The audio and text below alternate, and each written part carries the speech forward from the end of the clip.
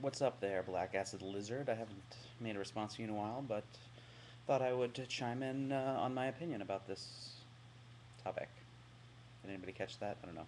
Anyway, uh, I I mean this is a topic actually that really hits home with me, especially because I find myself more in that kind of artistic examination community. In my real life. In my real life where I'm trying to do whatever it is I do. And, but the problem is I do like to have, I do like to think analytically and, seriously about these topics. And, this is my venue to do that in. This is, YouTube. And I try to just, talk about these these topics that whenever I try to talk to basically any of my friends about, they immediately get like, oh God, here we go. So, the art has, yes, and you bring up all the good points. The art has the good place to create that kind of visceral, emotional response to elicit that, and to hopefully, kind of push people forward to kind of learn about these things, which is what punk rock did with me in high school. I was into punk rock and all that stuff, and originally I was into anarchy as that form of unlimited personal expression. But you know, not until yeah, right early in the 20s did I start actually um, viewing it as a legitimate political philosophy. But I actually mostly wanted to talk about Fight Club. As anyone who can tell from my name must be able to know, I love Fight Club. And I just wanted to touch on one thing that you mentioned, and I'm not necessarily like refuting you. This is something that I've heard like a lot of people say, talking about Fight Club, and a lot of like the, quote unquote liberal people who had a problem with Fight Club, on a on a philosophical level about what it's saying about how to fix society, not what it's saying about it, but how we should fix it by destroying everything and all that stuff.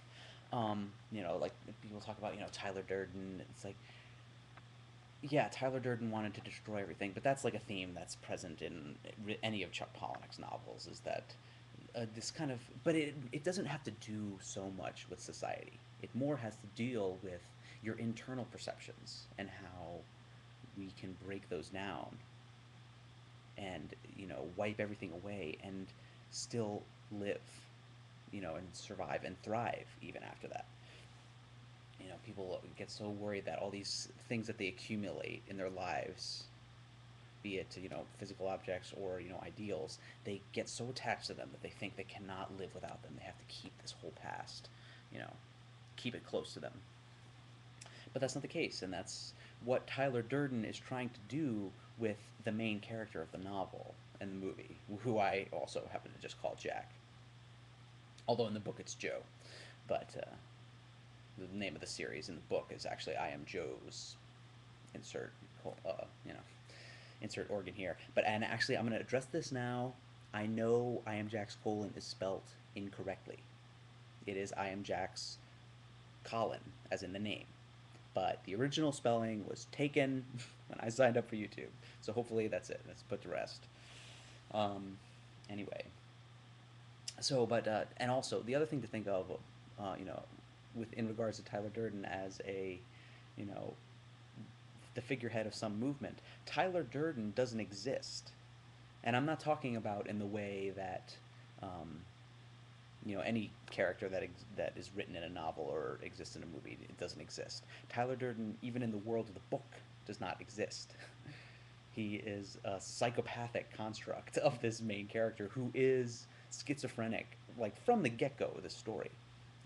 So anybody who really looks at Fight Club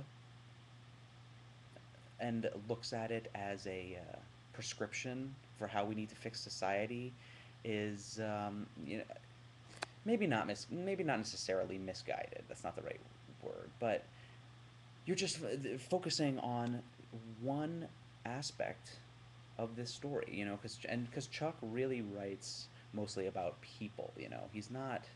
He's by no means like a he definitely comments on society, but he's not, a political philosopher, in that sense.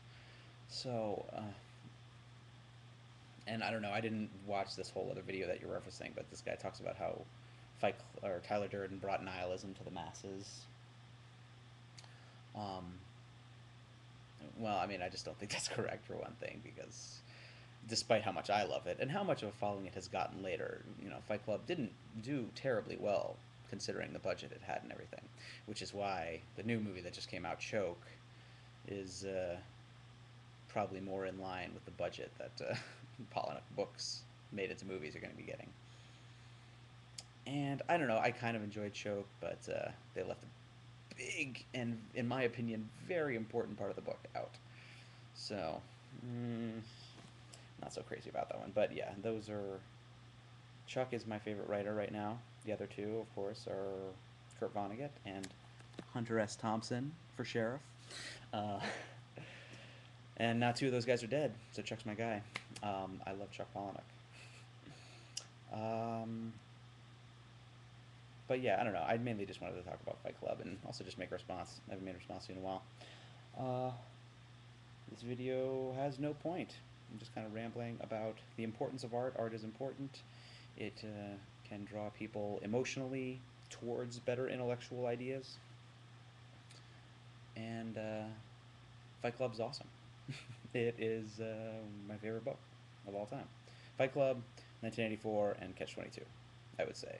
Top three of all time. So anybody else want to talk about a book, a movie you like? I'm just going to keep rambling on a little bit now because this is a direct capture and it's going to cut off early. So maybe I'll go through some more movies that I like. So Fight Club is also one of my favorite movies. Fight Club, American Beauty, Cradle Will Rock, Natural Born Killers, 8.5, Trainspotting, Fear and Loathing in Las Vegas, Clerks, Jaws, and Edward Scissorhands.